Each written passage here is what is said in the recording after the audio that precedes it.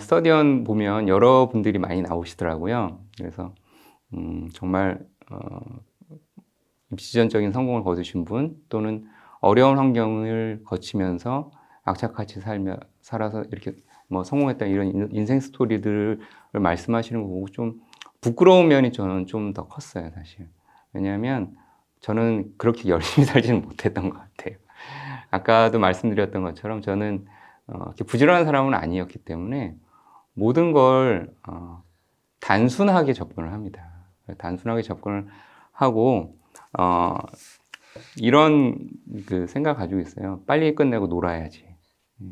그래서 제가 제일 싫어하는 이제 스타일의 그 사람이 끊임없이 야근하는 사람을 싫어합니다. 끊임없이 야근을 하면요, 어떤 현상이 생기냐면 일단 뭐 배가 나오겠죠. 야식을 먹어야 돼. 저녁을 이제 사무실에서 먹고. 한때 저도 이제 그런 경험들이 있었죠. 초반에는 이제 빨리 캐치업을 해야 되기 때문에 그런 경험들이 있었는데, 그러다 보면 스스로가 그러니까 흔히 이제 번아웃 된다고 하지 않습니까? 소진돼요. 소진되고 녹아내립니다. 그래서 근데 인풋이 없는 아웃풋은 없어요. 근데 끊임없이 동일한 행동을 반복을 하게 되면요, 인풋이 없어지게 돼요. 그게 점점 더 맞다라고 착각을 하게 되겠죠.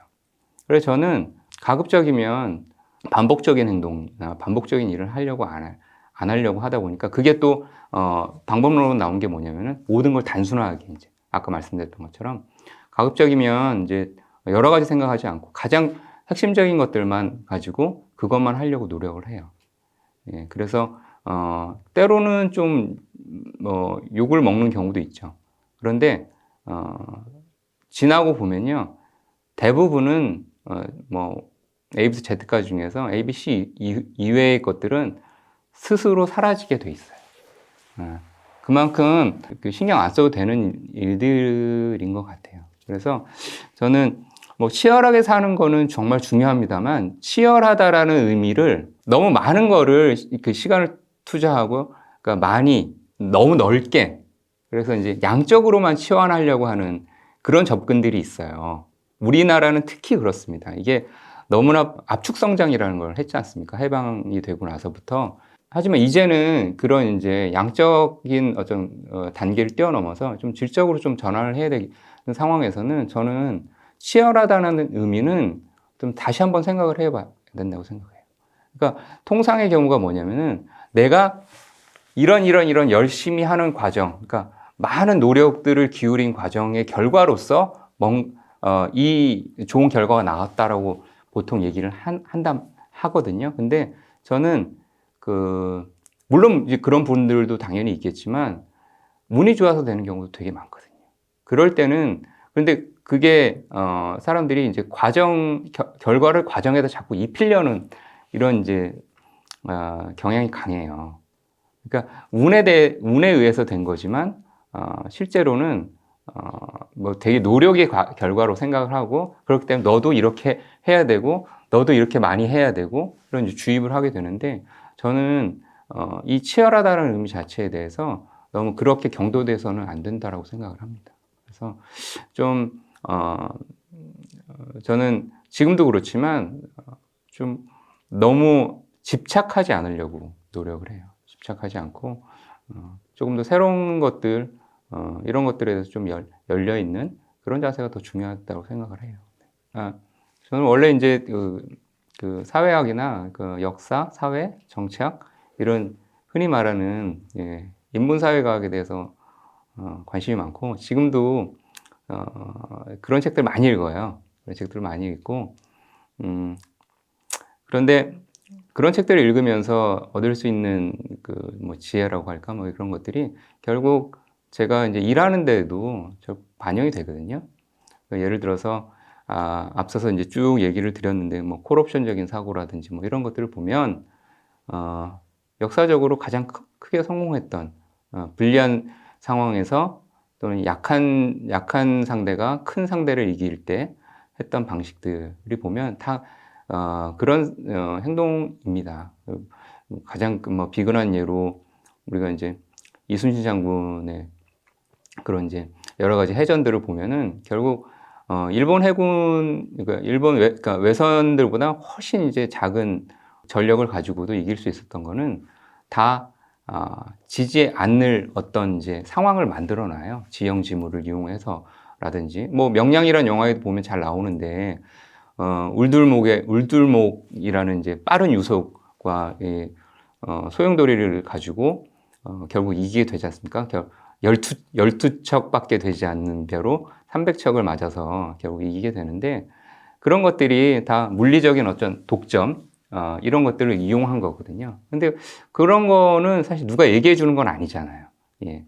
이걸 이제 투자에 접목할 수 있는 것도 결국은 그런 이제 역사적인 경험이나 뭐 사실들을 가지고 제 나름대로 이제 해석하려고 상당히 노력을 하죠. 그리고 저는 그래서 유튜브로 역사 강의를 되게 많이 봐요. 역사 강의를 많이 보고 전쟁사라든지 뭐 이런 것들을 가지고 볼 때마다 기록을 해놓거든요. 메모를 해놓고 그래서 이제 뭐 어떤 아이디어를 쓰거나 뭐 그런 게 많습니다. 그래서 저는 꼭 뭐 어떤 기업에 대해서 분석을 하시는 것도 당연히 해야 되지만 그 기업의 히스토리나 이런 거지만 결국 경쟁에 노출이 돼 있는 산업의 경우에는 결국 싸움이거든요. 싸움이다 보니까 이거는 인류가 이제 어떤 한정된 자원을 가지고 싸워서 쟁취하려고 하는 거는 뭐 전쟁이 됐든지 간에 현대 이런 자본주의 시장 경제에서의 그 시장 점유율 경쟁이라든지 간에 총을 들었냐 아니면 이제 기술이나 이런 상품을 가지고 싸우냐의 차이일 뿐이지 방식은 또 똑같다라고 생각을 합니다. 그래서 저는 그런 이제 역사적인 경험이나 이런 데서 여러 가지를 많이 좀 착안을 하고요. 꼭 MBA나 이런 것들을 가고 뭐 경영학에 아주 깊이 있는 책을 들여다보신다고 해서 얻을 수 있는 지혜만은 아닌 것 같아요. 그래서 되게 오래된 이제 뭐랄까 고전 뭐 이런 것들, 고전이 뭐 꼭 소설책은 아니더라도 오랫동안 읽히는 책들이 있어요. 뭐 피터 린치의 책이 될 수도 있고 하워드 막스의 책이 될 수도 있고 이런 것들을 좀 많이 보시면서 과거의 경험을 대리 좀 체험을 하시는 게 정말 중요하지 않을까 생각하고 저도 그래서 끊임없이 좀 그런 책들을 읽고 좀 지혜로 제 걸로 이제 전환하려고 노력을 하고 있죠. 저는 늘상 이제 약간 이제 활자 중독 같은 게 있어요, 제가. 그래서 어떤 비는 시간이나 이럴 때 잠시도 활자에서 눈을 놓지는 않아요. 그러니까 뭘 읽어도 읽고 하다못해 이제 지하철에서 전단지라도 다 읽거든요. 예를 들어서 지하철 전단지에 보면은 저런 게 있습니다. 기숙사 투자 뭐 1억 넣으면 뭐 월 수입 뭐 300만 원? 뭐 이렇게 돼 있어요. 근데 그것도 보면은 말이 안 되죠. 근데 그걸 보면서 저는 이제 뭐 여러 가지 생각들을 합니다. 이게 이런 이제 그 수익률이 될 텐데 이게 어떻게 가능할 것인가? 뭐 이러면서 이제 생각의 꼬리를 계속 물고 이제 나가게 되는 거죠. 그리고 이제 저는 이제 사진으로 찍어 놓기도 해요. 그래서 메모를 항상 하죠. 메모를 하면서 계속 이제 곱씹어 봅니다. 그런 것들을 보면서 이제 메모하는 습관이 중요한 것 같아요. 사람이 그냥 남이 해주는 얘기를 듣는 거하고 활자화 되어 있는 걸 그냥 읽는 거하고 그것들을 접목을 해서 자기가 직접 타이핑을 해서 저장을 하는 거하고는 또 완전히 다른 영역인 것 같아요. 그러니까 저는 이제 타이핑을 하는 것 자체가 그러니까 이 제 손가락을 타고 제 머리에 저장이 되는 거라고 생각을 하거든요. 그래야 훨씬 오래 가고 그 타이핑을 할 때 보시면 그냥 막 쓰는 사람은 없어요. 그걸 다 논리적인 체계로 왜냐하면 단순하게 최대한 이제 줄여야 되지 않습니까? 그게 바로 논리 체계거든요.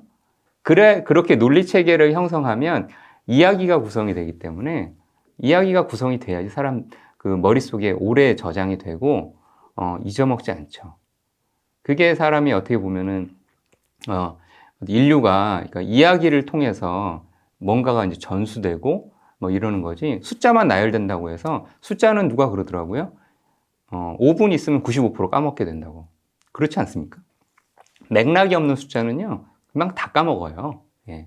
근데 아까 뭐 제가 이제 포야에스 얘기했지만 그 가운데서 맥락들이 몇 개 계속 있지 않습니까? 낮은 금리, 그다음에 뭐 해방, 그 남미 해방, 뭐 이런 것들, 이런 맥락들을 짚어가면은 결국 그게 온전한 내 어떤 지식으로 좀 저장이 되는 것 같은 느낌 들어요.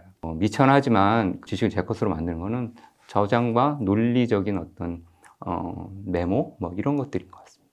현상만을 보고 판단해서는 안 된다는 거를 꼭 얘기를 드리고 싶어요. 좀 고루한 얘기일 수 있는데 또 사례를 들어야 또 이해하기 쉬우실 텐데, 제가 이제 틀리지 않는 법이라는 책을 한번 읽었었는데 그 책에 이제 앞부분에 나온 사례입니다. 되게 유명한 이제 이 수학 그걸 하시는 분들 되게 잘 알고 계시는데 2차 대전 때였어요. 2차 대전 때 이제 미국의 이제 폭격기들이 독일에 가서 이제 폭격을 하고 돌아오는데 멤피스 벨이라는 영화를 보시면은 이제 잘 그 상황이 잘 표현이 돼 있습니다. 되게 위험한 작전이에요.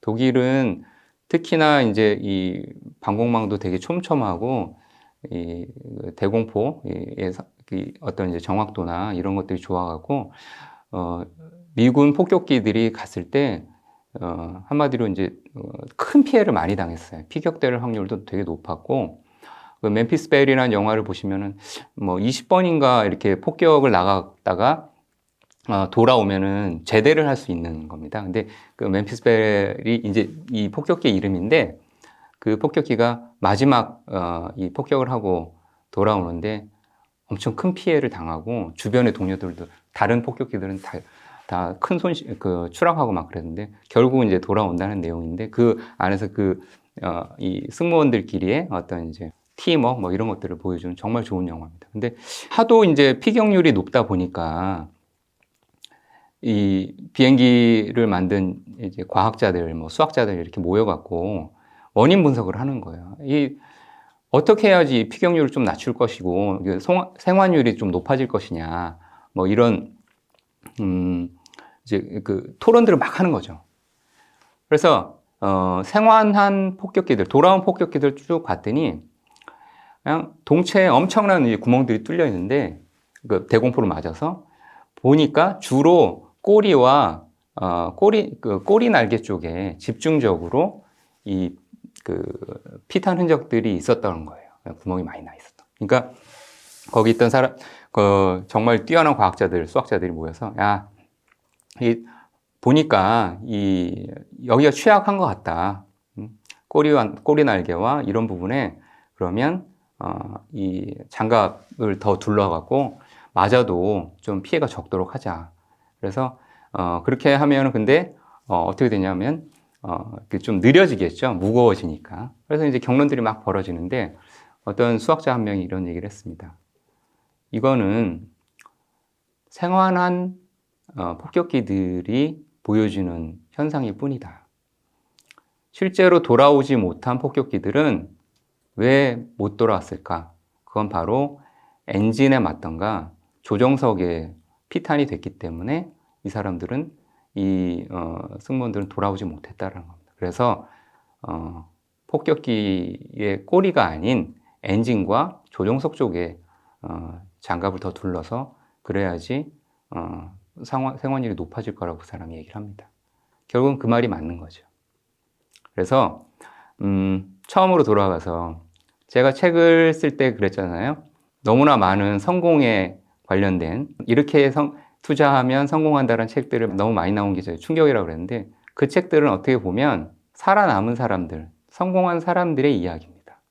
나는 이렇게 해서 성공을 했으니까 너도 그렇게 해라 라는 거고, 실패한 사람들은 책을 쓰지 못했겠죠. 근데 우리는 현상만 보고 어떻게 보면 그런 생각을 하는 거예요. 그래서 저는 현상에 너무 집착하지 마시고 반대로 생각을 해보시는 그런 태도가 정말 투자에 있어서도 중요하고요. 인생이 또 경쟁이잖아요. 경쟁이고 사회생활도 경쟁이고 남보다 조금 더 다른 시각과 다른 능력을 가지려면 좀 현상에 너무 집착해서는 안 된다는 거죠. 현상도 분명히 봐야죠.